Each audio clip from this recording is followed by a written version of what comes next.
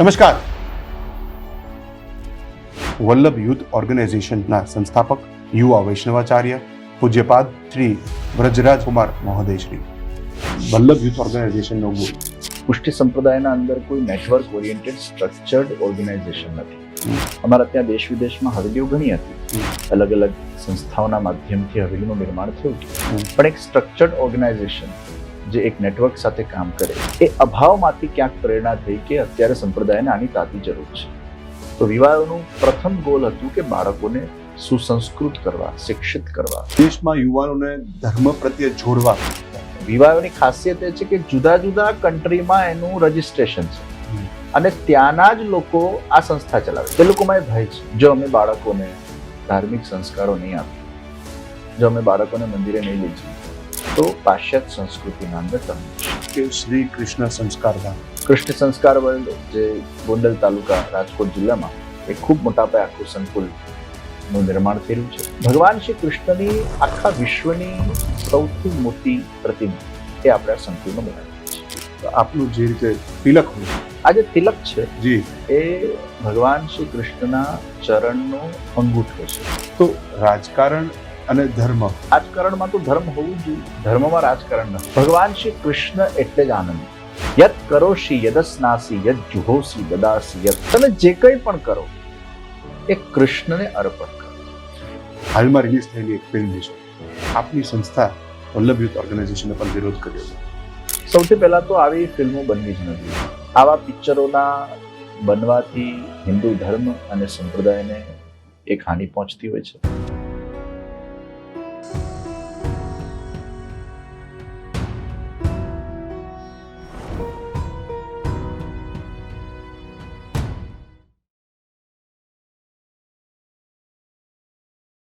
નમસ્કાર.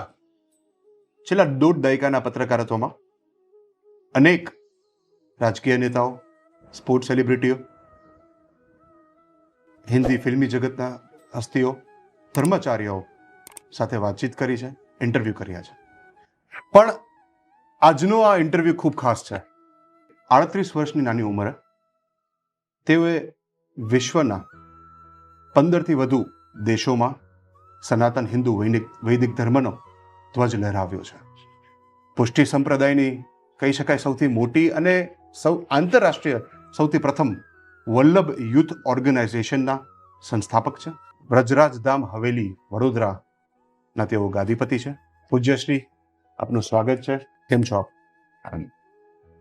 પૂજ્યશ્રી યુવા વૈષ્ણવાચાર્ય, અને વાંચ્યું છે કે 6 વર્ષની ઉંમરે આપે દિવ્ય પ્રવચનો આપ્યા હતા. આપણું બાળપણ કેવું રહ્યું છે એ વિશે વાત કરીશું.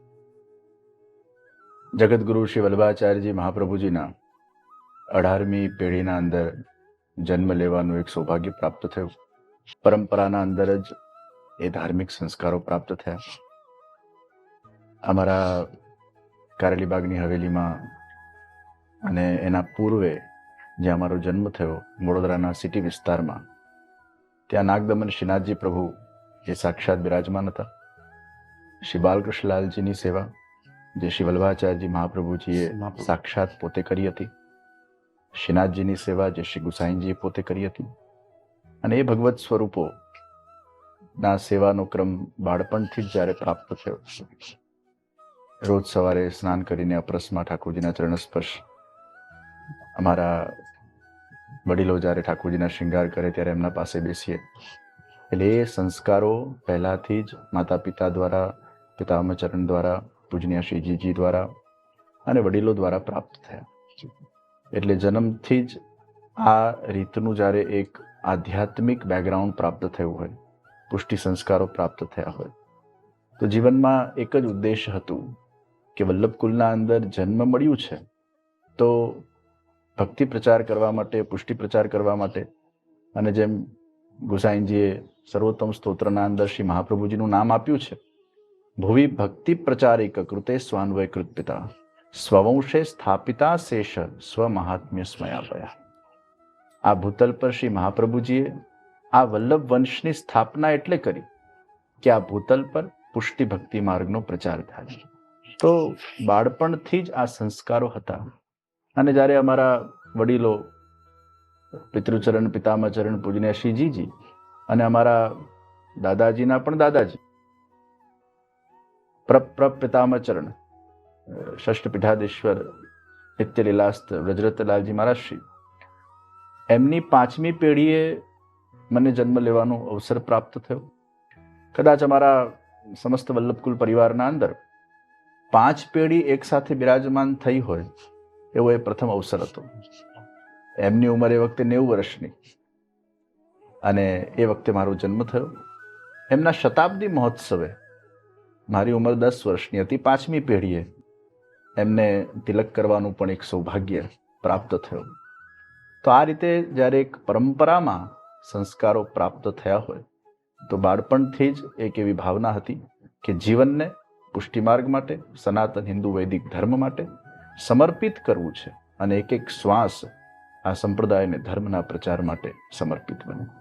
અમે ધર્મની વાત કરીએ, પરિવારમાં એવો માહોલ, એવી એક ધાર્મિક ઉર્જા, તો ત્યારે ધર્મનું વાંચન કરવું આપણા પિતાશ્રી જોડે, આપણા વડીલો જોડે, એ કેવી એક જીવનશૈલી રહેતી? ના, જ્યારે જ્યારે અવસર મળતો, સમય મળતો, શરૂઆતમાં તો સ્વાભાવિક છે કે 10th સુધી સ્કૂલનું જીવન રહ્યું અને પછી MS યુનિવર્સિટીમાં સંસ્કૃત મહાવિદ્યાલયના અંદર ત્યાં એડમિશન પ્રાપ્ત થયું. ત્યાંથી વિશારદની ડિગ્રી પ્રાપ્ત કરી.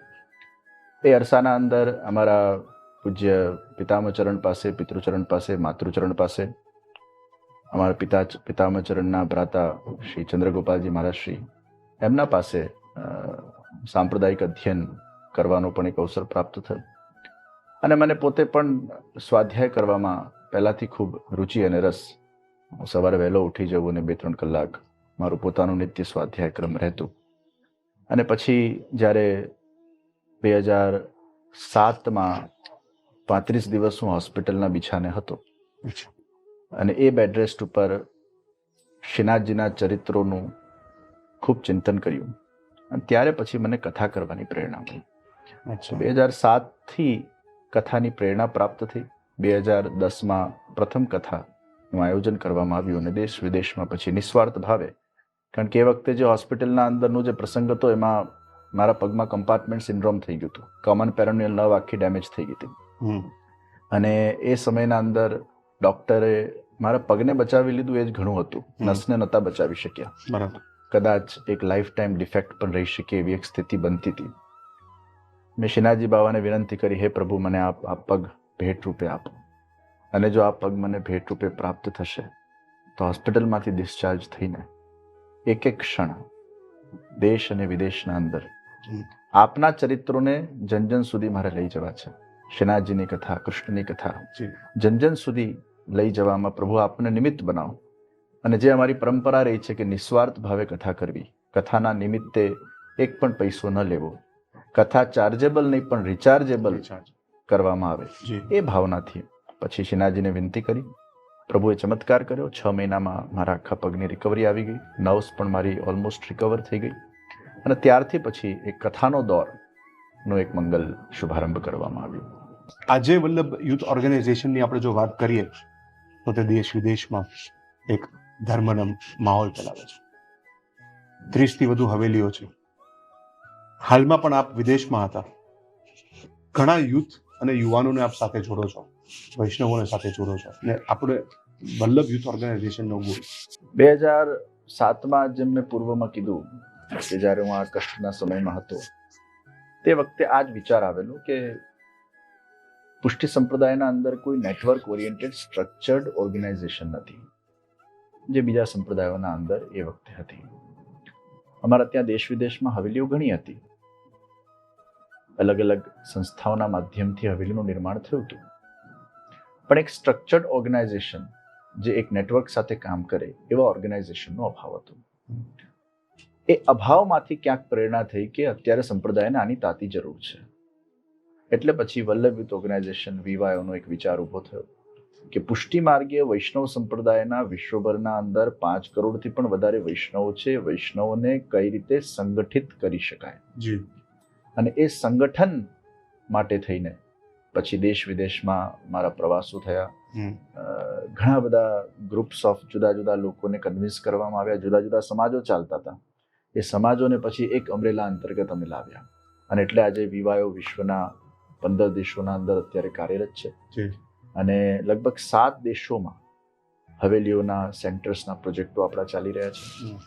6 થી 16 વર્ષના બાળકોને આપણે હિન્દુ સંસ્કૃતિનું જ્ઞાન આપી રહ્યા છીએ. એ લોકોના કોર્સિસ ચાલી રહ્યા છે. અને આ કોર્સિસ બધા હ્યુમન વેલ્યુઝ પર છે. મારી પહેલાથી ઈચ્છા હતી કે નાના બાળકોને ધર્મના સંસ્કારો બાળપણથી અપાવવા જોઈએ. જી. એક બાળક એક સારો હ્યુમન કઈ રીતે બને, એક બાળક એક સારી માં, એક સારા પિતા, એક સારો નાગરિક રાષ્ટ્રનો કઈ રીતે બની શકે, એવા હ્યુમન વેલ્યુઝ ઉપર આખો કોર્સ આપણે તૈયાર કર્યો. તો આજે વિશ્વના જુદા જુદા દેશોમાં, જુદા જુદા શહેરોના અંદર 6 થી 16 વર્ષના બાળકોને આપણા વિવાહોના અસંખ્ય વોલેન્ટિયર્સ આજે નિઃશુલ્ક સેવા આપીને એ બાળકોને ભણાવી રહ્યા છે. ઓકે. તો વિવાહોનું પ્રથમ ગોલ હતું કે બાળકોને સુસંસ્કૃત કરવા, શિક્ષિત કરવા, ધર્મના સંસ્કારો ગળથુથીમાં એ લોકોને પ્રદાન કરવા. બીજા નંબરે યુવાનોના અંદર જાગૃતિ લાવવી, યુવાનોની શિબિરો કરવી, યુવાનોને ધર્મ તરફ વાળવા, યુવાનોના જે પ્રશ્નો છે એને યોગ્ય રીતે લોજિકલી આપવા. કારણ કે આજના યુવાનો એ કહીએ ને કરે એવા નથી. એ કંઈ પણ કરતા પહેલા પ્રશ્ન પૂછશે કે આના પાછળનું સાયન્સ શું છે, આના પાછળના કારણો શું છે. તો યુવાનોને એ રીતે અલગ અલગ રીતે અલગ અલગ એક્ઝામ્પલ્સના માધ્યમથી માર્ગદર્શન આપવા, એના બધા કાર્યોનો આરંભ થયો. સાથે સાથે જ્યાં જ્યાં અમારા સેન્ટર્સ નહોતા ત્યાં સેન્ટરો ઊભા કરવાની યોજના બનાવવામાં આવી. કારણ કે આજે વૈષ્ણવ આખા વિશ્વમાં હતા. એ વૈષ્ણવ જ્યારે કોઈ પણ દેશના કોઈ પણ શહેરમાં જાય તો પૂછે અહીંયા પુષ્ટિમાનનું સેન્ટર છે કે નથી. તો ઘણી બધી જગ્યાએ નહોતું. અનફોર્ચ્યુનેટલી સેન્ટરના અભાવના કારણે પછી બીજી ત્રીજી જગ્યાએ લોકોએ આશ્રિત થવું પડ્યું. તો બહુ દુખતું હતું કે આપણા સેન્ટરો નથી એટલે લોકોને બીજે જવું પડે છે. એટલે પછી એક ધ્યેય નક્કી કર્યું કે જ્યાં સેન્ટર્સ નથી ત્યાં સેન્ટરો બનાવવામાં આવે. અને એના માટે અમે VYO ઇન્ટરનેશનલ બોર્ડની સ્થાપના કરી. વિવાહોની ખાસિયત એ છે કે જુદા જુદા કન્ટ્રીમાં એનું રજિસ્ટ્રેશન છે અને ત્યાંના જ લોકો આ સંસ્થા ચલાવે છે. તો ભારતનું રજિસ્ટ્રેશન જુદું છે, ઓસ્ટ્રેલિયાનું જુદું છે, USA નું જુદું છે, આફ્રિકાનું જુદું છે, UK નું જુદું છે, કેનેડાનું જુદું છે. ત્યાંના ચેરમેન, વાઇસ ચેરમેન, પ્રેસિડેન્ટ, ત્યાંની ટ્રસ્ટીઓ, ત્યાંની કમિટીઓ, ત્યાંના જ લોકો એનું આખું વહીવટ કરે છે. ત્યાંના પૈસા ત્યાંના જ પ્રોજેક્ટોમાં વપરાય છે અને ત્યાંના માટે જ વપરાય છે. એટલે આ સંસ્થા જુદા જુદા દેશોમાં, એ દેશોમાં રહેતા આપણા જે ભારતીયો છે, આપણા હિન્દુ પરિવારો છે, આપણા વૈષ્ણવ છે, એના માટે અત્યારે કાર્ય કરી રહી છે. 6 થી 16 વર્ષની ઉંમરની આપણે વાત કરીએ, વિદેશમાં યુવાનોને ધર્મ પ્રત્યે જોડવા કેટલું અઘરું કે સહેલું? ત્યાંના વસતા લોકો જે ભારતીયો છે પણ ઘણા વર્ષોથી એક ત્યાંની રીત રિવાજ, કલ્ચરની વચ્ચે એમનો ઉછેર થયો છે, તો ત્યારે તેમને હવેલી તરફ આવે, દર્શન કરે.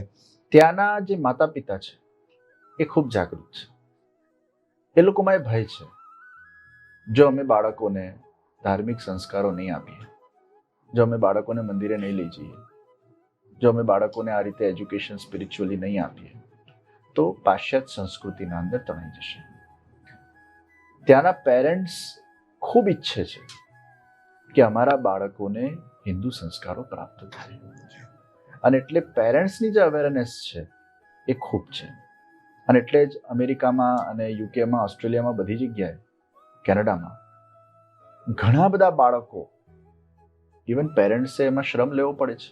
30-30 મિનિટ દૂર અમારા સેન્ટર્સ હોય તો એ લોકોએ રવિવારના દિવસે 30 મિનિટ ટ્રાવેલિંગ કરીને આવવાનું, 1 કલાકનું સેશન થાય, વળી પાછા જવાનું.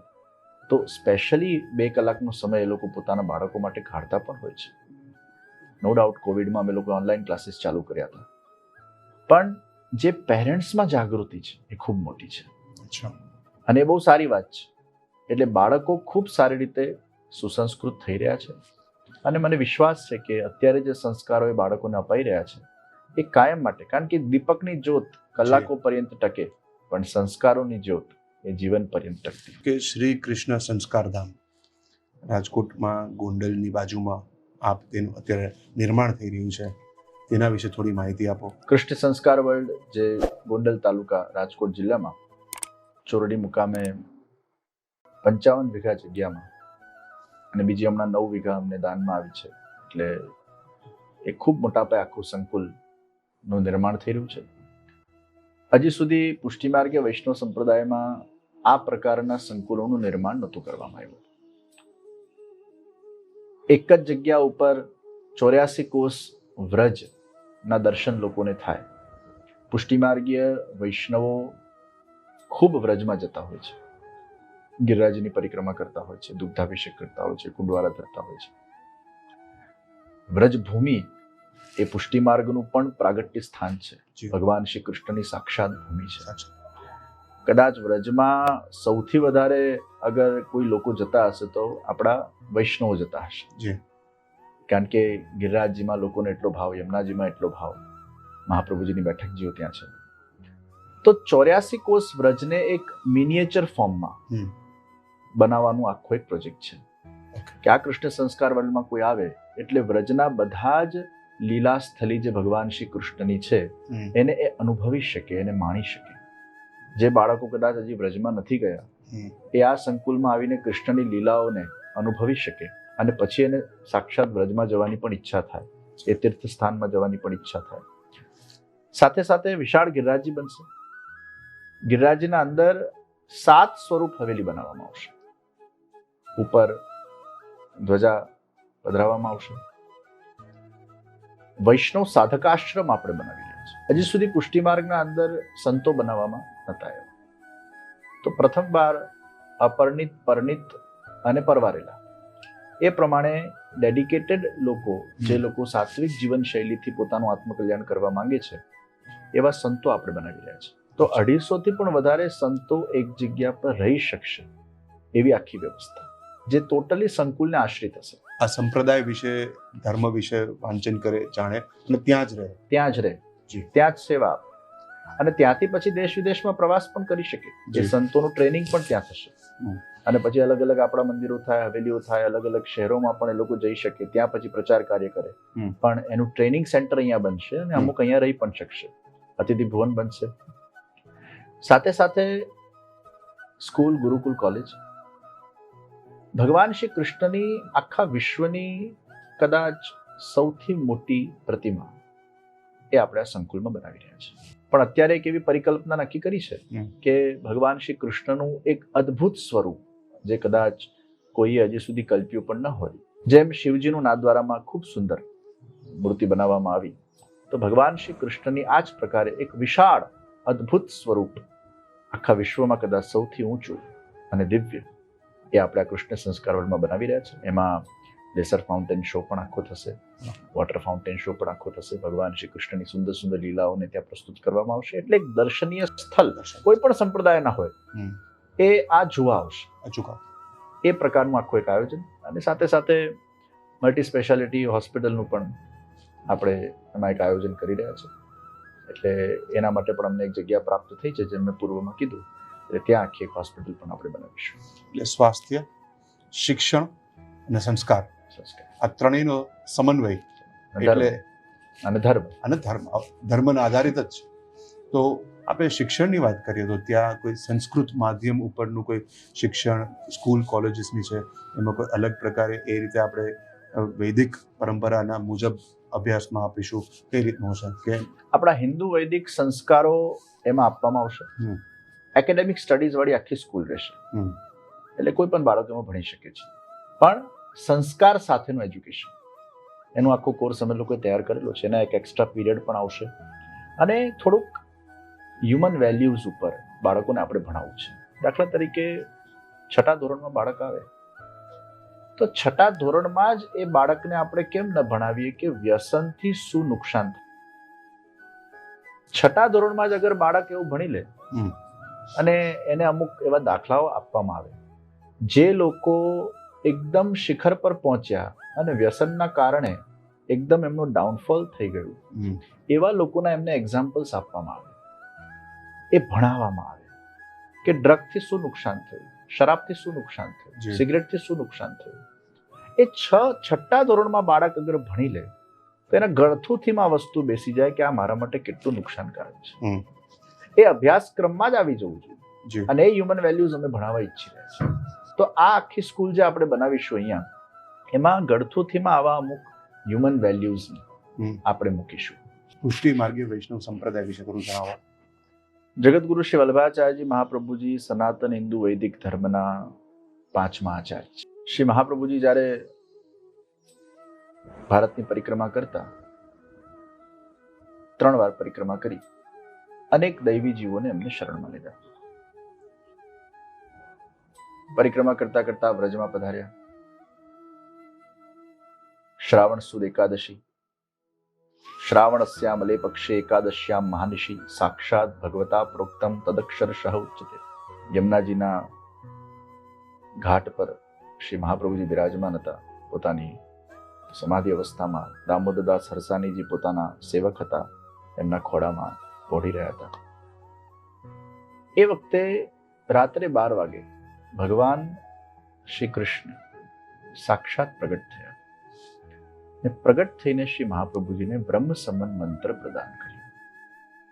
એટલે મહાપ્રભુજીએ પોતાના ગ્રંથમાં ઉલ્લેખ કર્યો કે શ્રાવણસ્યા મલે પક્ષ, શ્રાવણનો મહિનો હતો, એકાદશી હતી, મહાનિશી રાત્રે ભગવાને પ્રગટ થઈને બ્રહ્મ સંબંધ મંત્ર મને જે પ્રદાન કર્યું છે એમાં અક્ષર અક્ષર એ ભગવાનના જ છે. અને ત્યારે ભગવાને એમને આજ્ઞા કરી કે આપના કે આપના વંશજો દ્વારા જેને પણ આ બ્રહ્મ સંબંધ આપવામાં આવશે એ જીવાત્માનો મુજ પરમાત્મા સાથેનો સંબંધ થશે, એને હું ક્યારે પણ છોડીશ નહીં.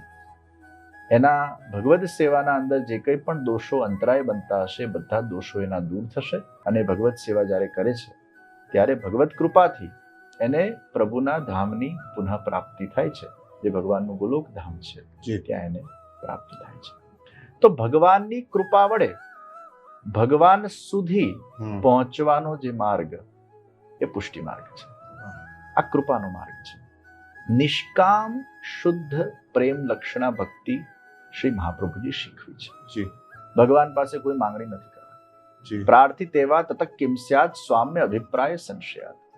ભગવાન પાસે કોઈ પ્રાર્થના નહીં કરતા, કારણ કે પ્રાર્થના એ દાસ ધર્મ નથી.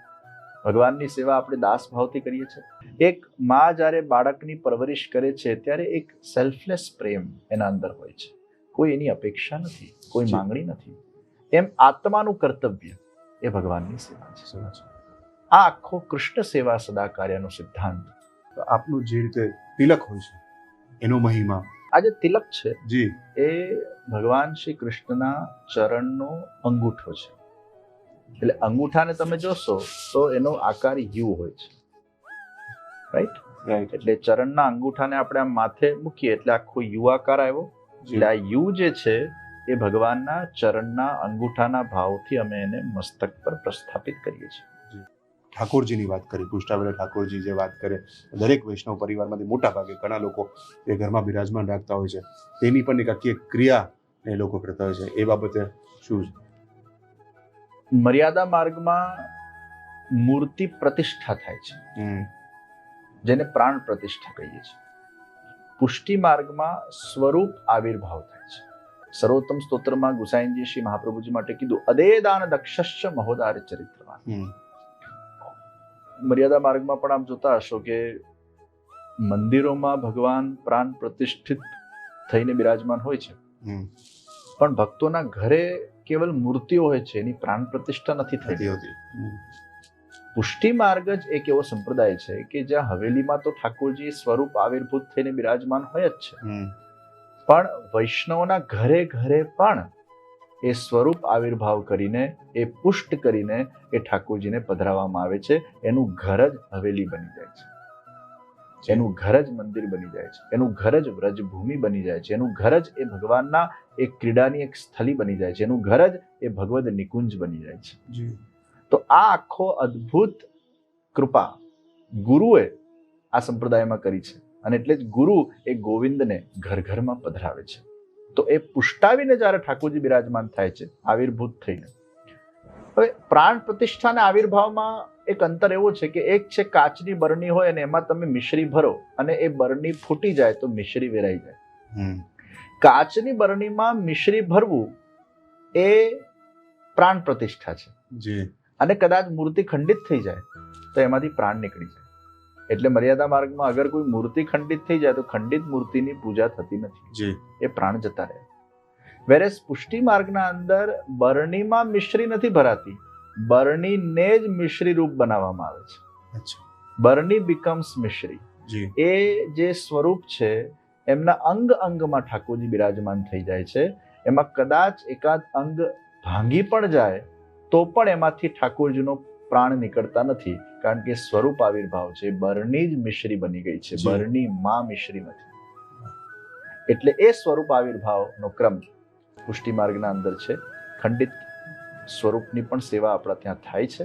કદાચ એમાં ભાવ એવો છે કે આપણું બાળક હોય ને એના એકાદ પગ ભાંગી જાય કે હાથ ભાંગી જાય તો પણ આપણે એને આપણા પાસે જ રાખીએ છીએ. પ્રતિમાને બદલાવાય પણ નહીં. પ્રતિમાને બદલાવાય નહીં. ભલે અચ્છા. ખંડિત થઈ હોય તો પણ એ પ્રતિમાની આપણે સેવા કરીએ છીએ. એમાંથી એ દૈવી તત્વ એ નીકળતું નથી. અને જોયું છે કે એમાં ઘરે પણ જ્યારે બિરાજમાન હોય લાલાજી, ત્યારે જે હવેલીમાં જે આખી આખી ક્રિયા થાય, પ્રોટોકોલ્સ રાજી, એ જ ઘરમાં થતી હોય છે. આરતી, થાળ પધરાવવાની આખી જે રીત છે એ સેમ હોય છે. થોડુંક એમાં ડિફરન્ટ હોય છે. જુદા જુદા પ્રકારની સેવા હોય છે. જી મિશ્રી ભોગની સેવા છે, નાગરીની છે, દૂધઘરની છે, હા. અંસકડીની છે, સકડી ભોગની છે. તો આ રીતે મિશ્રી, દૂધઘર, નાગરી, અંસકડી ને સકડી, આ રીતે આખો સેવાક્રમ છે. પછી 2 ટાઈમનો સેવાક્રમ છે. એટલે શરૂઆતમાં મિશ્રી ભોગની સેવા એને પધરાવવામાં આવે છે. એમાં બેસિક અમુક ક્રમ હોય છે. અને પછી એના મનમાં જે રીતે ઠાકોરજી માટે ભાવ છે એ રીતે એ ફ્લેક્ઝિબલી, સહજ પ્રીત ગોપાલ કો ભાવે, અમારા ઠાકોરજી બહુ ફ્લેક્ઝિબલ છે, એના રીતે ઠાકોરજીની સેવા કરી શકે છે આચાર વિચારનું પાલન કરીને. હવેલીના અંદર આખો ફૂલ સેવા પ્રકાર હોય છે અને વૈષ્ણવના ઘરે અમુક સૂક્ષ્મ સેવા પ્રકાર હોય છે.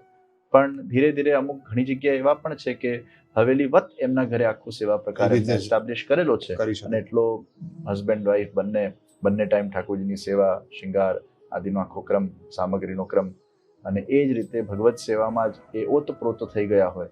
સવારે મંગળાથી લઈને રાજભોગ સુધી ઠાકોરજીની સેવા કરે, બપોરે અનુસરમાં થોડો આરામ કરે, પછી પાછું વાંચન કરે, સત્સંગ કરે, સાંજે પાછા ઠાકોરજીનો એ રીતે ઉત્થાપન, સંધ્યા અને શયનનો ક્રમ, અને પછી રાત્રે પાછું સત્સંગ કરે અને સૂઈ જાય. આ રીતે ઘણા બધા પતિ પત્નીઓ એ નિવૃત્ત જીવન અમુક રીતે જીવતા હોય, અથવા પત્ની સેવા કરતી હોય અને પતિ વ્યવસાય કરતા હોય, તો પતિ પત્ની આ રીતે બંને ટાઈમની સેવા કરતી હોય. અને એવા પણ ઘણી જગ્યાએ દાખલાઓ જોયા છે અને એવા પણ ઘણા પરિવારો છે. ધર્મ અને રાજકારણ, હાલમાં જ આપણે જોઈએ કે દેશમાં લોકસભાની ચૂંટણીઓ પૂર્ણ થઈ.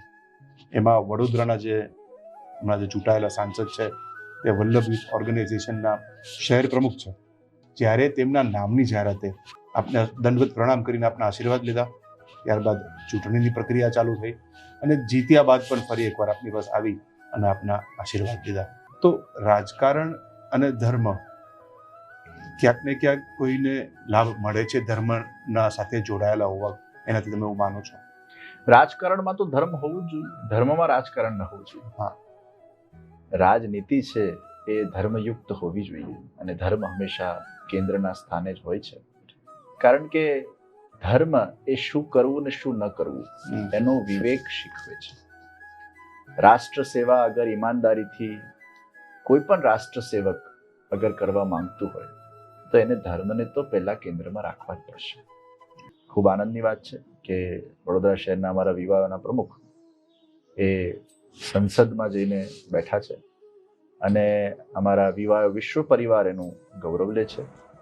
અને એક બહુ સારા વ્યક્તિ, મને લાગે છે 33 જ વર્ષની ઉંમર, ખૂબ યુવાન વ્યક્તિ આજે વડોદરા શહેરને પ્રાપ્ત થયા છે અને ખૂબ વડોદરા શહેરને એમનાથી આશાઓ છે. પાર્લામેન્ટમાં બેસશે, વડોદરા શહેરનું પ્રતિનિધિત્વ કરશે. આપે શું એમને કહ્યું પહેલા? ઈમાનદારીપૂર્વક રાષ્ટ્ર વિકાસના અંદર પોતાની સેવાઓ પ્રદાન કરજો અને પ્રભુ આપને આ કાર્યમાં ખૂબ શક્તિ આપે, સહન શક્તિ આપે, વિવેક બુદ્ધિ આપે. બસ એ જ અમને આશીર્વાદ આપે. તમે કહ્યું ધર્મમાં રાજકારણ ન હોવું જોઈએ અને રાજકારણમાં ધર્મ આવે તો ચાલે. આગળ જતા કોઈ વધુ આગેવાનો બરાબર છે પણ ધર્માચાર્યો જોડાવવું જોઈએ. ધર્માચાર્યોનો એ નિજી વિષય છે. પોતાની વ્યક્તિગત ઈચ્છા, વ્યક્તિગત રુચિ. જુદી જુદી રીતે ધર્મનો પ્રચાર થઈ શકે છે. જુદી જુદી રીતે ધર્મના સંસ્કારોને આપણે એનું સિંચન કરી શકીએ છીએ. તો રાજકારણમાં જવું કે ન જવું એ દરેકનો પોતાનો નિજી વિષય છે. કોઈને એમ લાગતું હોય કોઈ ધર્માચાર્યને કે ના રાજકારણમાં અમારે જવું જોઈએ અને એનાથી કદાચ અમારા જેવા ધાર્મિક લોકો રાજકારણમાં આવશે તો કદાચ રાષ્ટ્રના વિકાસમાં અમે પોતાની આહુતિઓ આપી શકીશું, જેમ યોગીજી આપી રહ્યા છે. તો નિશ્ચિત એ પણ એક સારી વાત છે. મને પણ ઘણા બધા લોકોએ વચ્ચે પણ સવાલ આ વિષય માટે કર્યા હતા. ઘણી બધી વાતો પણ લોકો દ્વારા ફેલાવવામાં આવી હતી કે વ્રજરાજ કુમારજી એ રાજકારણના અંદર પ્રવેશ કરવાના છે. તે વખતે પણ મેં આ જ જવાબ આપેલો કે મારી જે પોતાની પ્રકૃતિ છે અને મારા જે પોતાના ગોલ્સ છે, જે સંપ્રદાય માટે ને હિન્દુ ધર્મ માટેની જે ભાવના છે, એમાં ક્યારે પણ જીવનના છેલ્લા શ્વાસ સુધી હું પોતે રાજકારણના અંદર પ્રવેશ કરવાનો નથી. The life lessons of Shri Krishna, જો આપ યુવાનોને સંદેશ આપવા માંગતા હો તો શું હોઈ શકે? ભગવાન શ્રી કૃષ્ણ એટલે જ આનંદ. તો ભગવાન શ્રી કૃષ્ણએ જ બહુ સુંદર વાત ગીતામાં કહી છે. યત કરોષિ યદસ્નાસી યત જુહોસી દદાસી યત તપસ્યસી કૌંતેય તત કુરુષ્વ મદર્પણ. અને આ આખો જે સિદ્ધાંત છે, તમે જે કંઈ પણ કરો એ કૃષ્ણને અર્પણ કરો. અને એટલે જ પુષ્ટિ માર્ગમાં મહાપ્રભુજીએ પણ આ જ સિદ્ધાંત આપ્યો, કૃષ્ણ સેવા સદા કરો. તો જીવનના દરેક અંગને કૃષ્ણને કેન્દ્રમાં રાખીને જ્યારે આપણે કર્મ કરીએ છીએ એ સેવા બની જાય છે. આ કેન્દ્રમાં રાખીને કર્મ કરતા કરતા જ્યારે નિષ્ફળતા મળે છે, જ્યારે સક્સેસ નથી મળતી, ત્યારે વ્યક્તિ નેગેટિવ થોટ્સ આવે છે, કોઈ પણ પગલું ભરવા અંતિમ પગલું ભરી નાખે છે, ત્યારે શું કરવું? મહાપ્રભુજીએ બહુ સુંદર આજ્ઞા કરી. તથૈવ તસ્ય લીલેતિ મત્વા ચિંતામ ધૃતમ ત્યજેત. જીવનના અંદર જ્યારે જ્યારે તમને અસફળતા પ્રાપ્ત થાય છે, તમારે એક જ ભાવ રાખવાનો છે, આ મારા પ્રભુની લીલા છે. અને ભગવાન જે કંઈ પણ કરશે એ મારા ઉદ્ધાર માટે જ કરશે. અગર હું સજ્જન છું, સત્સંગી છું, સત્કર્મી છું, છતાંય મારા સાથે અન્યાય થાય છે, છતાંય તમારા જીવનના અંદર અગર તમને દુઃખની પ્રાપ્તિ થાય છે, તો એમાં આ જ ભાવ આપણે રાખીએ છીએ કે ભક્તિ કરેલી, ભગવાનનું નામ જપેલું, મંત્ર જપેલા, સેવા કરેલી ક્યારે પણ નિષ્ફળ જતી નથી. આજે નહીં તો કાલે એનું ફળ મળશે, મળશે, મળશે ને મળશે જ. તો ઈશ્વર હંમેશા આપણા આત્માનું શું હિત છે, શરીરનું હિત નહીં, મટીરિયલિસ્ટિક પ્લેઝર્સ નહીં. એક માં જ્યારે નાના બાળક પાસેથી કોઈ રમકડું લઈ લે, અગર એ ભણતું ના હોય, તો એ રમકડું જ્યારે માં લે છે ત્યારે બાળક માટે માં વિલન બની જાય છે, ગુસ્સો કરે છે કે માં તે મારા સાથે આવું કેમ કર્યું. પણ માએ બાળકનું હિત કરેલું છે કે આ રમકડું નહીં લઉં તો આનું ચિત્ત ભણવામાં નહીં લાગે. એમ ઘણીવાર ઈશ્વર સંસારમાં આપણને અસફળતા આપે છે, આપે છે, તો જ લાઈફનું રિયલાઇઝેશન થાય, વિરક્તિ આવે. આપણે ક્યારે નિષ્ફળતાનો સામનો કરવો પડે, એ સમયમાં આપણે શું કર્યું હશે? જીવનના અંદર ઉતાર ચઢાવ આવતા હોય છે, ચેલેન્જીસ આવતા હોય છે, સંઘર્ષ આવતા હોય છે. એ જ જીવન છે. ભગવાનના જીવનમાં પણ જ્યારે સંઘર્ષ હોય, ઈશ્વરે જ ઊભા કરેલા ઈશ્વરની લીલા સ્વરૂપે, તો દરેકના જીવનમાં આવે છે.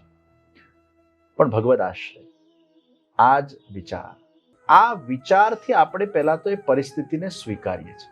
First of all, it is very important that you accept the problem, accept the situation.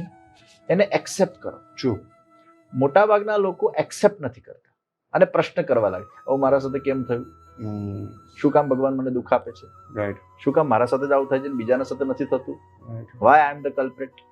પ્રશ્ન છોડો, તમને જે મળી રહ્યું છે એમાં ઈશ્વરની લીલાનો આનંદ લો, એને પહેલા એક્સેપ્ટ કરો.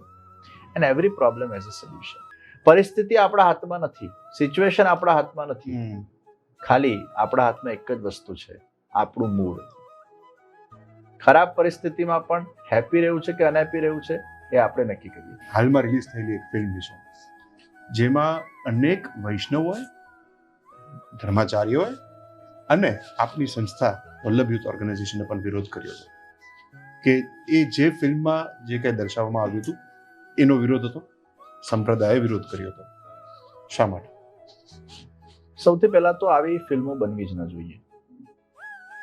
જે બ્રિટિશ રૂલ જે તે સમયે હતું અને જે સંપ્રદાયના સિદ્ધાંતોને મિસઇન્ટરપ્રેટ કરવામાં આવ્યા અને ઘણી બધી વસ્તુઓને ફિક્શિયસ રીતે દર્શાવવામાં આવી, આવા પિક્ચરોના બનવાથી હિન્દુ ધર્મ અને સંપ્રદાયને એક હાનિ પહોંચતી હોય છે. અને એ વખતના જે તથ્યો હતા, એ વખતનું જે સત્ય હતું, એ વખતનું જે સિનારીઓ હતું, એ વખતનું જે વાતાવરણ હતું, એ વખતે જે બીજા ધર્મનું જે પ્રચાર પ્રસાર હતું અને એ વખતે જે હિન્દુ ધર્મને બદનામ કરવા માટેની જે ચેષ્ટાઓ હતી, એવા સમયમાં જ્યારે આવા ચુકાદાઓ જે તે સમયે આવ્યા હતા અને અમુક પ્રકારનું જે ખોટી રીતનું જે એક્ઝેજ્યુરેશન જે કરવામાં આવ્યું હતું ને અમુક તદ્દન હંબક વિષયો જે એમાં કોઈના ગળે ન ઉતરે, કોઈના મનમાં ન બેસે, કોઈ કલ્પી ન શકે એવા અમુક પ્રકારના દૃશ્યો બતાડવામાં આવ્યા.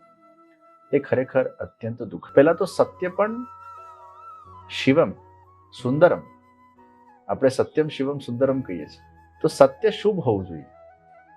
સત્ય શુભ છે અને સાથે સુંદર હોવું જોઈએ, અને તો એને લોકો સામે આપણે મૂકીએ તો ક્યાંક લોકોના જીવનમાં પણ એ સત્યને સાંભળીને કે જોઈને પરિવર્તન આવે. પૂજ્યશ્રી, આપના વિશે વાત કરીએ. પરિવારમાં અત્યારે કોણ કોણ? અમારા પિતામહચરણ, જી, પિતૃચરણ, માતૃશ્રી, અમારા બહુજી, બેટીજી. પારિવારિક માહોલ, જેમ આપ એક કર્મચારી તો છો જ, પણ જ્યારે ઘરે તમે ઘણી બધું વિચરણ પણ કરો છો, ઘણું બધું પ્રવાસ કરો છો, તો જ્યારે તમે વડોદરામાં ઘરે હો, આપ પરિવાર સાથે બેસો છો, આપના બેટીજી તમે કીધું, તો આગળ આપની આ પરંપરા વિશે, ધર્મ વિશે શું વાતચીત કરો? અમારો આખો પરિવાર એ પ્રભુ સેવામાં, પુષ્ટિ પ્રચારમાં કાર્યરત છે. બહુજી પણ વ્રજધામ આધ્યાત્મિક સંકુલ, જે પૂજનીય શ્રીજી દ્વારા સંસ્થાપિત છે, અને ખૂબ સુંદર રીતે પણ ત્યાં ઠાકોરજીની સેવામાં, વ્રજધામ સંકુલના પ્રવૃત્તિઓમાં એના એડમિનિસ્ટ્રેશનના અંદર પોતાની અત્યારે સેવાઓ આપી રહ્યા છે. બેટીજી પણ અત્યારે ભણી રહ્યા છે, પણ નાની ઉંમરથી જ એમને ખૂબ શ્રીમદ ભાગવતજીમાં રસ છે. શું નામ છે? ધીમહી બેટીજી. અને અત્યારે એમની 6 વર્ષની ઉંમર છે. અને ગોપી ગીત, યુગલ ગીત, ભ્રમર ગીત, આ બધા ગીતો એમને કંઠસ્થ કરેલા છે. અને સંસ્કૃતનું પણ અધ્યયન કરી રહ્યા છે, ઓનલાઈન એજ્યુકેશન પ્રાપ્ત કરી રહ્યા છે, અને સાથે સાથે બીજી પણ એક્સ્ટ્રા કરિક્યુલર એક્ટિવિટીઝમાં પણ એમની રુચિ છે. એટલે એ જ સંસ્કારોને એ પ્રાપ્ત કરીને એ પણ પુષ્ટિ પ્રચારમાં આગળ વધી. કે આપ સવારે અને સાંજે ઘણા સેંકડો લોકો, હજારો લોકોને ડિજિટલના માધ્યમથી મળી, અને એ શું છે, આ બધા બ્રહ્મ સંબંધી આપ જેને આપ્યા છે એ લોકો છે, એ શું છે આખી વાત? હરિનામ સંકીર્તન કરવામાં આવે છે. જી. સવારે 7 થી 7:30 અને રાત્રે 9:30 થી 10, અને પછી મેડિટેશન થાય છે, કૃષ્ણ ધ્યાન. વલ્લભીત ઓર્ગેનાઇઝેશન વિવાયો વર્લ્ડની યુટ્યુબ ચેનલ પર વિશ્વભરના લોકો હરિનામ સંકીર્તન મારા સાથે બધા મંત્રોનું ચેન્ટિંગ કરે છે. એટલે આ મારું આજીવન અનુષ્ઠાન છે. વસંત પંચમીથી આ અનુષ્ઠાનનો શુભારંભ થયું હતું, અને ઘણા બધા લોકોના જીવનના અંદર ઊંઘના પ્રોબ્લેમ સોલ્વ થઈ ગયા છે. અચ્છા. મનોરોગમાં પણ ઘણું ફરક પડ્યું. ભગવાનના નામમાં ખૂબ તાકાત છે, અને એ ઉર્જાનો લોકો અનુભવ કરે છે. ઘણા બધાના જીવનના અંદર સ્ટ્રેસ, એન્ઝાયટી, ફિયર એ ઓછા થવા લાગ્યા છે. નેગેટિવ થોટ્સ આવતા હતા, સુસાઇડલ થોટ્સ ઘણા બધા લોકોને આવતા હતા. હરિનામ સંકીર્તનના 30-40 સેશન એ લોકો અટેન્ડ કર્યા, પોતે રોજ અત્યારે કરી રહ્યા છે. ક્યાંક ઠાકોરજીની એવી એક એનર્જીનો એ લોકોનો અનુભવ થયો કે જીવનમાં એક જબરદસ્ત ઉર્જા એ લોકોને પ્રાપ્ત થઈ રહી છે. તો આવા ઘણા બધા લાભ, અને આ ખાલી પુષ્ટિમાર્ગીય વૈષ્ણવ સંપ્રદાયના લોકો માટે કે બ્રહ્મ સંબંધીઓ માટે છે એવું નથી. આ તો વિશ્વના પ્રત્યેક માનવી માટે છે. કોઈ પણ ધર્મ સંપ્રદાયનો હોય, અગર એ કૃષ્ણનો જીવ છે, અગર એના અંદર કૃષ્ણ તત્વ છે. આજે આપણે જોયું હશે કે અન્ય સંપ્રદાયોમાં પણ બીજા ધર્મના લોકો પણ કૃષ્ણ ભગવાનની ભક્તિ તરફ વળ્યા છે. પુષ્ટિ માર્ગમાં પણ રસખાનજી હતા. તો આજે એવા ઘણા બધા લોકો એ સમયમાં પણ જેમનામાં કૃષ્ણ માટેનો ભાવ પ્રગટ થયો હતો. તો આ પ્રત્યેક માનવી માટે છે.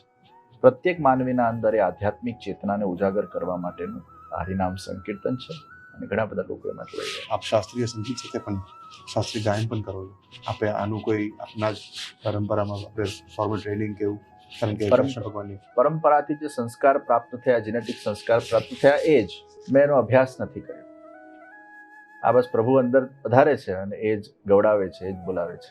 ઘણી બધી વાત થઈ પૂજ્યશ્રી સાથે, અને ઘણું બધું જાણવા મળ્યું. આજે સાંજ સમાચારના મુખ્ય કરતા ધરતા કરણભાઈ વિવાયો શ્રીનાથધામ હવેલીમાં ખાસ આ વાર્તાલાપ માટે ઉપસ્થિત થયા. આજે કંઈ પણ ઉત્તરો આજે ઈશ્વર ઈચ્છાથી અપાયા છે, અને નિશ્ચિત વિશ્વાસ છે કે આજની નવી પેઢીને એક માર્ગદર્શન પ્રાપ્ત થશે. કરણભાઈ પોતે પણ ક્રિએટિવ છે, ઇનોવેટિવ છે. સમાજ માટે કંઈક સારું કરવાની એમના અંદરની ભાવના છે. આ પ્રસંગે કરણભાઈને, એમની આખી ટીમને, અને સાંજ સમાચારને આખી ટીમને ખૂબ ખૂબ મારી શુભેચ્છા. જય શ્રી કૃષ્ણ.